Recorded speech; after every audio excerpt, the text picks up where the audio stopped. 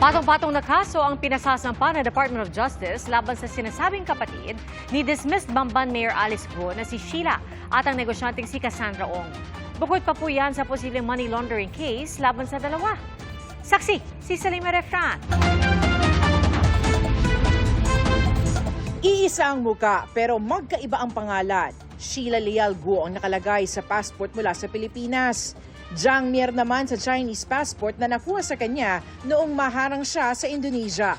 Ngayon, pinakakasuhan na ng National Prosecution Service ang sinasabing kapatid ni dismissed Bamban Mayor Alice Guo ng paggamit ng false Philippine passport.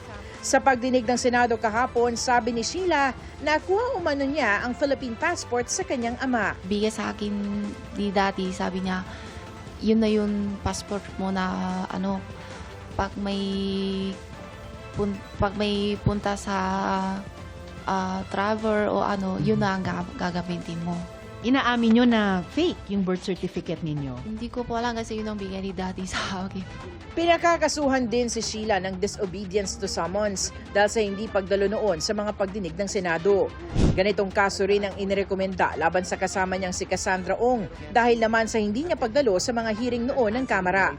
Pinakakasuhan din si Ong ng obstruction of justice for harboring, concealing, or facilitating the escape of a criminal offender. On the part of the prosecutors, nakitaan talaga ng sapat na ebidensya. Dahil nga doon sa bago nating rules sa reasonable certainty of conviction, kailangan lahat ng elemento po ng krimen ay meron ng supporting evidence.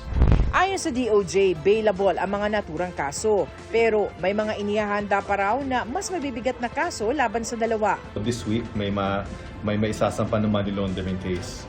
Yung mga qualified trafficking naman laban kay Cassie para sa PORAC ay kasulukuyang tumatakbo pa to. Tuloy ang investigasyon ng Department of Justice kung paano nakaalis si Alice Guo at kung sino mga tumulong sa kanilang magkakapatid.